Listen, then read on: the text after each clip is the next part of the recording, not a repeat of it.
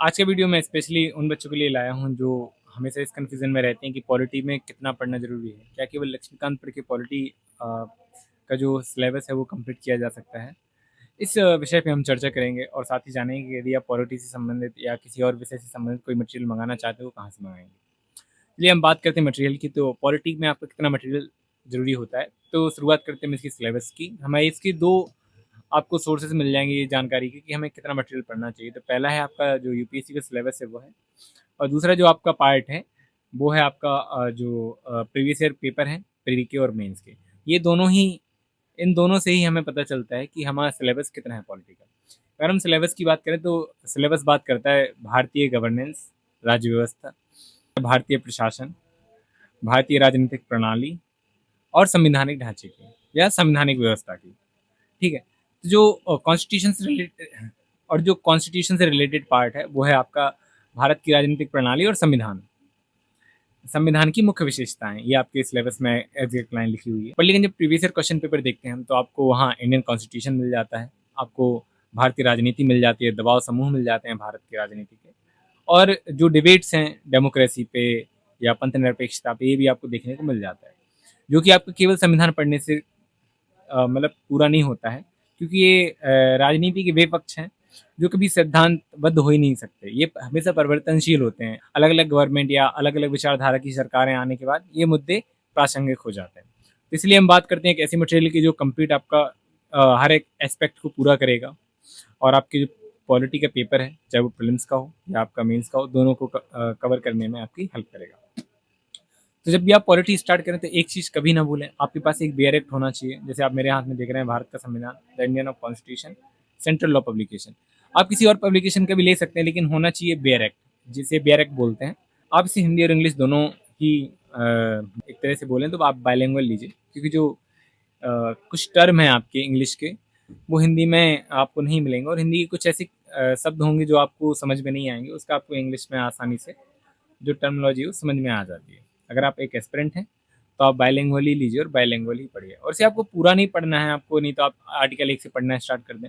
संविधान ऐसे कभी भी नहीं पढ़ा जाता। संविधान रेफरेंस के लिए पढ़ा जाता है। जैसे आप फंडामेंटल राइट पढ़ रहे हैं, है ना, आपने पहला जो फंडामेंटल राइट पढ़ा समता का अधिकार, राइट ऑफ इक्वालिटी। अब आर्टिकल 14 पढ़ रहे हैं तो आपको पता होना चाहिए कि हमारा संविधान आर्टिकल 14 के बारे में क्या कहता है स्पेशली, है ना। ऐसे आप संघवाद पढ़ेंगे तो भारत के संविधान में आप देखेंगे कि राष्ट्रपति की शक्तियाँ क्या हैं, तो कहाँ कहाँ किन किन आर्टिकल से मिलती हैं राष्ट्रपति को शक्तियाँ। 356 क्या कहता है, 352 क्या कहता है ना, और आर्टिकल 53 क्या कहता है। तो ऐसे आपको ये देखना पड़ेगा जिससे कि आप एक पुख्ता जो बोले रेफरेंस दे सकें अपने आंसर्स में। तो ये बहुत ही इंपॉर्टेंट है, कोई बुक लें ना लें ये आपका प्रायोरिटी होना चाहिए। अगली बात, हम बुक की बात करें तो ये आ जाती है आप भारत की राज्य व्यवस्था।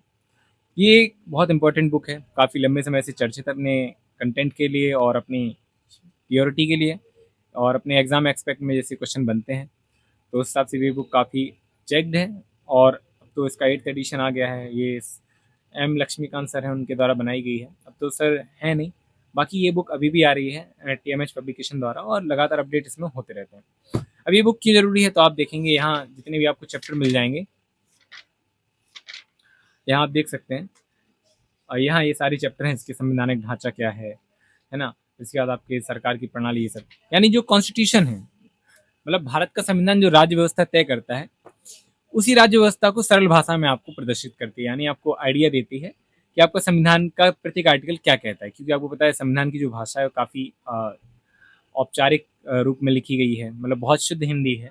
इसे हर अभ्यर्थी को समझना आसान बात नहीं है, और उसके पीछे जो मतलब है उनके, वो भी संविधान के हर एक आर्टिकल में नहीं दिखते हैं आपको। अलग अलग समय पे सुप्रीम कोर्ट द्वारा दिए गए डिसीजन से हम उन सब का कंक्लूजन निकालते हैं। तो ये बुक आपके लिए बहुत जरूरी हो जाती है, जिससे आप संविधान की समझ अपने अंदर बना पाते हैं कि संविधान का प्रत्येक आर्टिकल एक्चुअली कहता क्या है, उसका मतलब क्या है। तो इसमें सारे आर्टिकल वाइज आपको दिख जाएगा, चैप्टर वाइज भी इसमें मिल जाएगा। हाँ, कुछ एस्पेक्ट आपके इसमें दवा समूह इत्यादि के मिल जाएंगे जो भारतीय राजनीति के, बट लेकिन वो उतने अ, ऐसा बोलें कि आपके यूज़फुल नहीं, क्योंकि आजकल एप्लीकेशन से क्वेश्चन आते हैं तो आपको सिद्धांत को रेफरेंस में यूज़ करना है और एप्लीकेशन पे ज़्यादा फोकस करना है, उसी की पढ़ाई करनी है, जिसके लिए एनसीईआरटी काफ़ी चर्चा में रहती है। लोग कहते हैं कि एनसीईआरटी क्यों ज़रूरी है, तो कुछ लोग समझते हैं बेसिक, एक्चुअली ये बेसिक नहीं है, ये आपका जो कॉन्स्टिट्यूशन है उसका एप्लीकेशन है। मैं बता देता हूँ कैसे।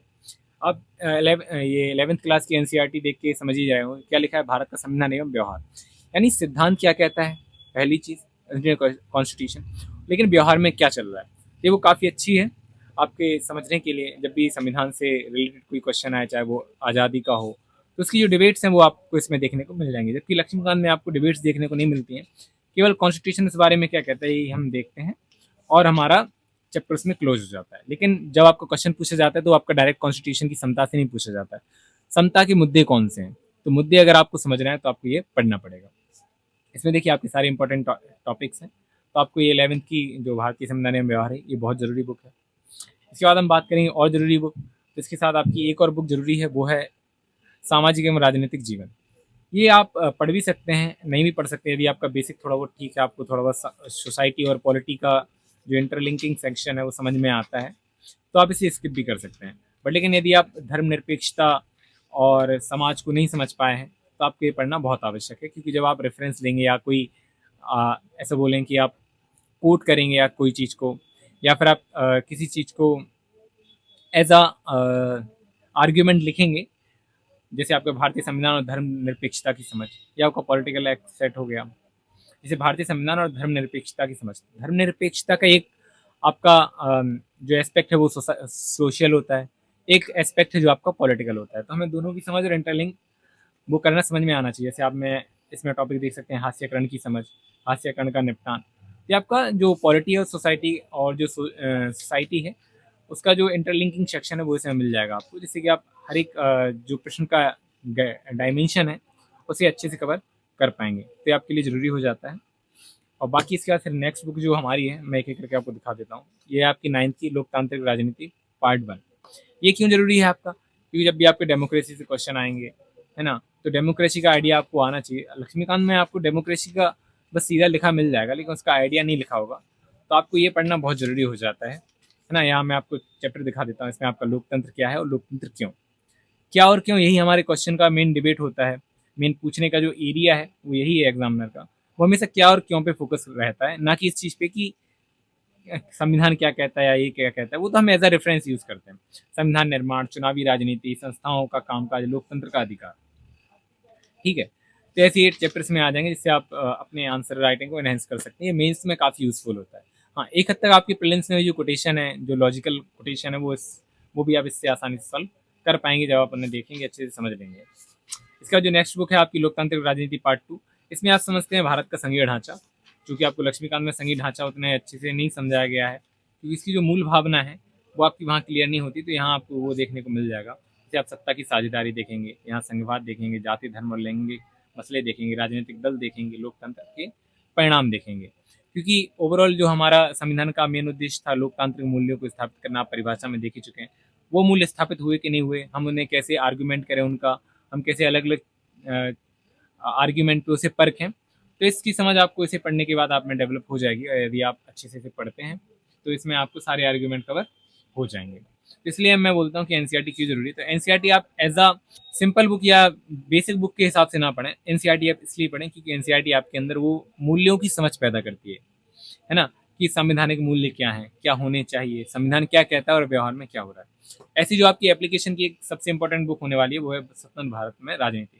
देखिए, स्वतंत्र भारत में संविधान अपनी जगह है, संविधान सिद्धांत बताता है कि देश कैसा होना चाहिए, देश कैसा चलना चाहिए, लेकिन हम कई मामलों में देखते हैं कि संविधान और जो व्यवहार है वो दोनों में डिफरेंस आपको देखने को मिल जाता है। वो क्यों है, उसके रीज़न क्या है, क्या वो तार्किक है या नहीं है, इन सब की जानकारी भी आपको इस बुक में मिल जाएगी। और सारे एग्जाम्पल आपको बहुत सारे दिखेंगे जिसमें अलग अलग प्रकार से चीज़ों को तर्क के आधार पे आर्ग्यू किया गया है और उन्हें मतलब उनकी जो तार्किकता है उसे दिखाने की कोशिश करी गई है, तो उसकी भी समझ आप में बन पाएगी, जिससे कि आप अच्छे से किसी भी क्वेश्चन को टैकल कर पाएँ। यहाँ आप देख सकते हैं, आपको यहाँ इतने टॉपिक मिल जाते हैं। राष्ट्र निर्माण की चुनौती, एक दल के प्रभुत्व का दौर, नियोजित विकास और राजनीति, भारत के विदेश संबंध, कांग्रेस प्रणाली, है ना, चुनौतियाँ और पुनर्स्थापना, लोकतांत्रिक व्यवस्था का संकट क्या है, क्षेत्रीय आकांक्षाएं क्या है, भारतीय राजनीति, नए बदलाव, ये सारे चैप्टर्स में आपके शामिल किए गए हैं, जिससे कि आप अच्छे से इसे समझ पाएँ।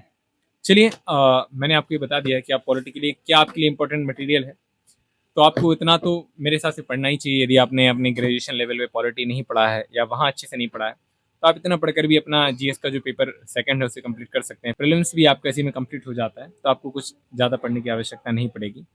और इतना सा ही मटेरियल, सिंपल एंड शॉर्ट। आप भी किसी और सब्जेक्ट के बारे में ऐसे ही वीडियो देखना चाहते हैं या चाहते हैं कि मुझे इस सब्जेक्ट के बारे में बता दीजिए, तो आप बिल्कुल हमारे कमेंट सेक्शन में कमेंट करिए और लाइक करिए, शेयर करिए, सब्सक्राइब करिए। मिलते रहेंगे ऐसी वीडियो में, ऐसी रिव्यूज़ के साथ और ऐसी स्ट्रेटजी के साथ। तो मिलते हैं नेक्स्ट वीडियो में। जय हिंद।